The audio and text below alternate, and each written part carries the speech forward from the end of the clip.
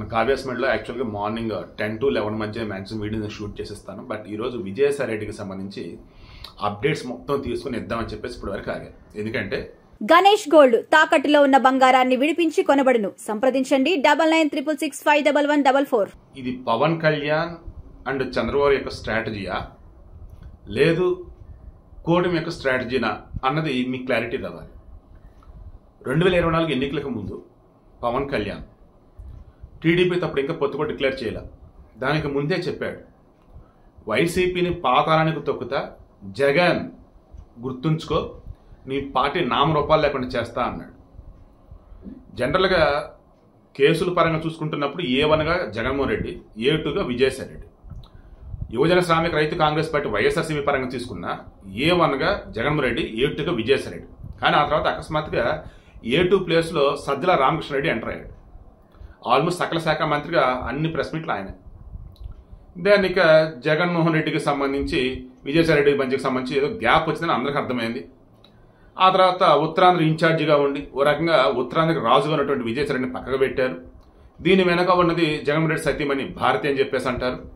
అందుకే ఈరోజు విజయసాయి రెడ్డి తన రాజీనామాని ఏదైతే రాజ్యసభ సభ్యత్వం వదులుకుంటూ నిన్న మెన్షన్ చేశాడో ఒక ట్వీట్, అందులో తన ఎదుగుదలకి ఇన్నాళ్ళు సహకరించిన జగన్మోహన్ రెడ్డి గారికి, తను ఉన్నత శిఖరాలకు చేరటానికి సాయపడినటువంటి భారతమ్మ గారికి అంటూ సంబోధించిన దానిలో నాకు క్లియర్గా అర్థమైంది ఏంటంటే, చంద్రబాబు గారితో వాళ్ళ కుటుంబానికి సంబంధించి ఎటువంటి వ్యక్తిగత విభేదాలు లేవు, కేవలం రాజకీయపరమైన విభేదాలు తప్ప వేరేది కాదు.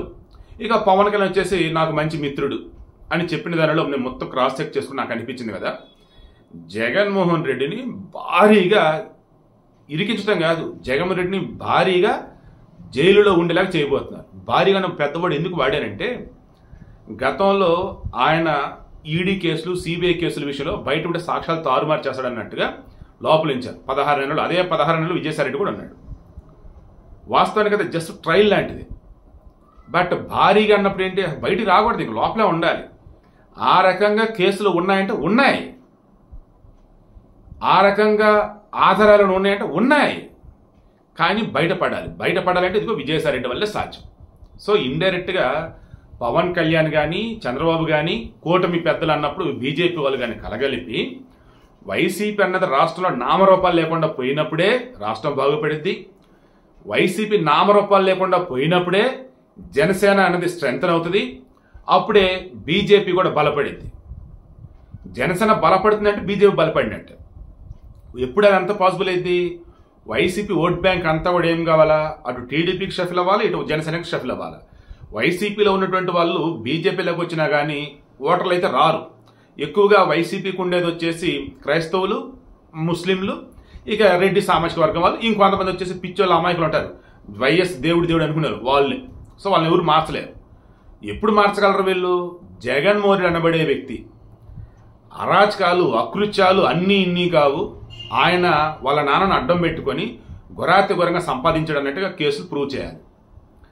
ఆల్రెడీ మొన్న షర్మిల సైతం ఏం చెప్పింది, ఏకంగా మరణించినటువంటి మా నాన్నను కూడా కేసుల్లో ఇరికించినటువంటి వాడు ఈ జగన్మోహన్ రెడ్డి, ఏ మాత్రం అసలు బంధాలు అనుబంధాలకు తావివ్వడు, ఏ కాడికి తను తన స్వార్థం తప్ప వేరేది ఉండదు, అలా చేసి ఈరోజు మేము రోడ్డు మీద ఉండాల్సి వచ్చిందని చెప్పేసి చెప్పాను.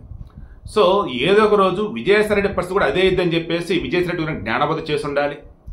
లేదు, విజయసాయి రెడ్డికి ఆల్రెడీ మ్యాటర్ అర్థమై ఉండాలి. ఏ రకంగా తారకరత్న మరణించిన తర్వాత విజయసాయి రెడ్డి వచ్చేసి ఆల్మోస్ట్ ఇక వైసీపీని వీడాడని అనుకున్నారు. కానీ ఆ కార్యక్రమం అయిన తర్వాత మరలా మొదలెట్టాడు. నోటికి ఏదొస్తుంది, అసలు రాతల్లో ఏదంటే అది ఒకనో మూట మనం అనుకున్నాం. ఆయన ట్విట్టర్ అకౌంట్ ఆయన దగ్గర ఉండిద్దా, లేదా వైసీపీ హ్యాండిల్స్ వాళ్ళ దగ్గర ఉండిద్దా, ఏదైనా అంత ఘోరంగా ఏంటారు బాబు మాట్లాడతామని చెప్పేసి మనం మాట్లాడుకున్నాం. నాకు తెలిసి భారతదేశ వ్యాప్తంగా చూసుకుంటున్నప్పుడు లోక్సభ అయినా, రాజ్యసభ అయినా, లేదా శాసనసభ అయినా, శాసన మండలైనా, MLA, MLC, Lok Sabha MP, Rajya Sabha MP, moral చూస్తే మొత్తం ప్రజాప్రతినిధులు అనేవాళ్ళు భారతదేశ వ్యాప్తంగా చూస్తే విజయసాయి రెడ్డి అంత గలీజు కోతలు కానీ రాతలు కానీ ఎవరు రాయలా, ఎవరు మాట్లాడలా. అదేమంటే బెదిరించాలి, వాడిని వీడిని అంటూ ఊరే గిరే అంటూ. మొన్నటిగా ఆమె దేవాదాయ శాఖ శాంతిని ఎవరు ఉండే, విజయసాయి రెడ్డి వల్లే నా భార్యగా బిడ్డ పుట్టిందని ఆ మూడు అంటాడు. ఒరే నాయన నాకు ఆ బిడ్డ లాంటిదని చెప్పేసి ఇతను అంటాడు. సరే డీనటిస్ట్ రా అంటే సైలెంట్. సో ఆ ఇష్యూ ఏమైందంటే మనకి ఇప్పటికీ అప్డేట్ లేదు. ఇప్పుడు మనం మాట్లాడుకోవాల్సింది ఏంటి అసలు? బాబు దుష్ట చతుష్టయం అని చెప్పేసి ఆనాడు ఈనాడుని, ఆంధ్రజ్యోతిని, టీవీ5ని, చంద్రబాబుని అన్నాడు కదా జగన్మోహన్ రెడ్డి.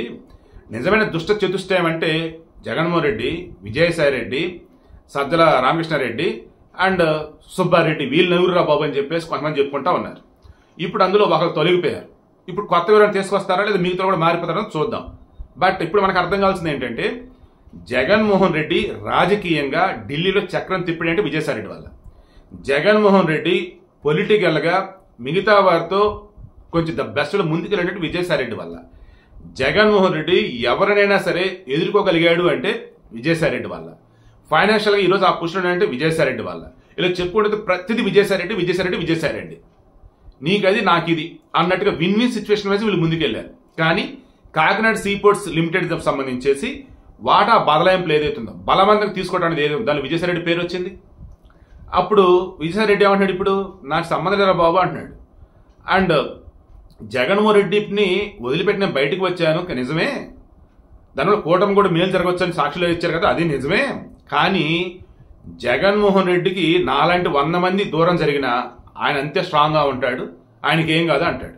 బట్ నిజమా అబద్ధం చెక్ చేస్తే అంత సీన్ లేదు. జగన్ వచ్చేసి స్క్రిప్ట్ లేకుండా చదవలేని పరిస్థితి. జగన్ వచ్చేసి అటు తెలుగు అయినా ఇంగ్లీష్ అయినా ఏ భాష అయినా సరే పూర్తిగా భాష మీద పట్టు ఉండదు, సబ్జెక్ట్ మీద పట్టు ఉండదు. విజయసాయిరెడ్డి వాళ్ళు ఉంటే మేనేజ్ చేయటమే. అరే మొన్నటిగా మొన్న పివి నరసింహారావు గారికి భారతరత్న ప్రకటించారా బాబు అన్నప్పుడు అదే జగన్మోహన్ రెడ్డి ఢిల్లీలో ఉంటే ఏంటి మరి అంటే విజయసాయిరెడ్డి చెప్తాడని చెప్పేసి అన్నాడు. అంత గొప్పటి జగన్మోహన్ రెడ్డి ఆ రకంగా విజయసాయిరెడ్డి మీద ఆధారపడి ఉన్నాడు. ఇప్పుడు విజయసాయిరెడ్డి జగన్మోహన్ రెడ్డి విదేశాల్లో ఉండగా రాజీనామా చేశాడు. ఇదే విషయం ప్రస్తావిస్తే నేను జగన్తో అన్ని మాట్లాడే చేశాను అని అంటున్నాడు. బట్ నాకు అనిపిస్తుందండి, క్లియర్గా అనిపిస్తుంది జగన్మోహన్ రెడ్డి మీద కేసులు 1 by 1 విచారణగా రాబోతా ఉన్నాయి. నాకెందుకో విజయసాయిరెడ్డి అప్రూవర్గా మాట్లాడే అనిపిస్తుంది. అప్రూవర్గా మారాడు అంటే ఆల్మోస్ట్ జగన్మోహన్ రెడ్డి రోడ్డుని పట్టమే. ఎందుకంటే ఆయన దగ్గర ఉన్నటువంటి ఆస్తులు కానీ రిమైనింగ్ అన్ని అక్రమంగా సంపాదించడం అన్నట్టు కనుక ఇప్పుడు కనుక ప్రూవ్ చేయగలిగితే సిబిఐ వాళ్ళు కానీ ఈడీ వాళ్ళు కానీ ఇంకేం మిగలదు ఆయన దగ్గర. అత్తారింటికి దారిలో కానీ బ్రహ్మానందానికి ఒక స్వామి చెప్పినట్టు, ఎవరు మన పవన్ కళ్యాణ్ చెప్పినట్టు, భక్త నువ్వు ఎక్కడ మొదలయ్యావో మరలా అక్కడికే వస్తావన్నట్టు. అది కూడా అయి ఉండొచ్చు. ఒకప్పుడు వైఎస్ రాజశేఖర రెడ్డి 2004 ఎన్నికలకు ముందు తన దగ్గర ఆస్తులు అన్ని ఆల్మోస్ట్ ఇక కరిగిపోయినాయి. ఇక ఎన్నికల్లో పోటీ చేయడానికి మిగిలిన కొంచెం డబ్బే. అప్పటికి కొన్ని తాకట్టు పెడతాం ఇలా జరిగిందట. ఆ మూమెంట్లో జగన్మోహన్ రెడ్డి తన భార్య భారత దగ్గర ఉన్నటువంటి ఆస్తులు కూడా ఏవో తనఖా పెట్టారని, బంగారు కూడా అమ్మిన వార్తలు కూడా వచ్చినాయి. ఆల్మోస్ట్ ఇక అప్పుడు జగన్మోహన్ రెడ్డి బయట అందరిలాగా అరుగుల మీద కూర్చుంటూ సరదాగా నార్మల్గా ఉంటూ ఉంటాడు. మేము అదే ఇద్దా అంటే డోంట్ నో. బట్ ఒకటి మాత్రం నిజం, పవన్ కళ్యాణ్ చంద్రబాబు స్కెచ్ అదిరిపోయింది. వైసీపీ ఇంకా పాతాలని పోవటమే. విజయసాయిరెడ్డి బయటకు వచ్చాడు. ఇక జగన్మోహన్ రెడ్డికి ముచ్చెమటలే. నో డౌట్ కూటమి దెబ్బ, విజయసాయి అబ్బ, జగన్గా మూడింది దెబ్బ. ఓవరాల్గా చూసుకుంటూ ఉన్నప్పుడు రానున్న రోజులలో అసలు ఏం జరుగుతుందో ఏంటో కానీ ఇది మాత్రం అదుర్సబ్బని నాకైతే అనిపిస్తా ఉంది.